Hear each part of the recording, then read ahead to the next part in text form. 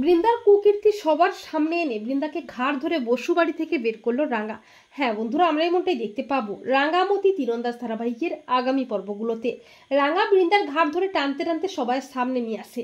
বৃন্দার কুকীর্তি সবার সামনে আনে রাঙা, কিন্তু বৃন্দা মিথ্যে নাটক শুরু করে নিজেকে বাঁচাতে। তবে রাঙা বৃন্দার কুকীর্তির ভিডিও প্রমাণ সবাইকে দেখায়। ভিডিওটি দেখে সবাই অবাক হয়ে যায়, সবাই বেশ বুঝতে পারে বৃন্দার কুকীর্তি। কিন্তু অফিসার সত্যজিৎ রাঙাকে ফোন করে জানায় সুব্রত বলেছে সে যা করেছে নিজের থেকেই করেছে, বৃন্দার নাম সে বলেনি। রাঙা বলে সুব্রত দা বড় বৌদিদির নামটা বলে নাই, তার লেগে বড় বৌদিটোকে পুলিশে দেওয়া যাবে না। এরপর প্রমিতা বৃন্দাকে দেয় ঠাটিয়ে চড়, আর সভ্য বৃন্দার ঘাড় ধরে টানতে টানতে বাড়ির বাইরে বের করে দেয়।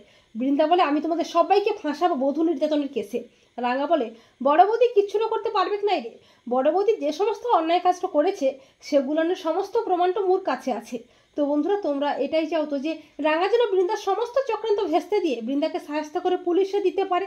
কমেন্ট করে এক্ষুনি জানিয়ে দাও তোমাদের মতামতটি।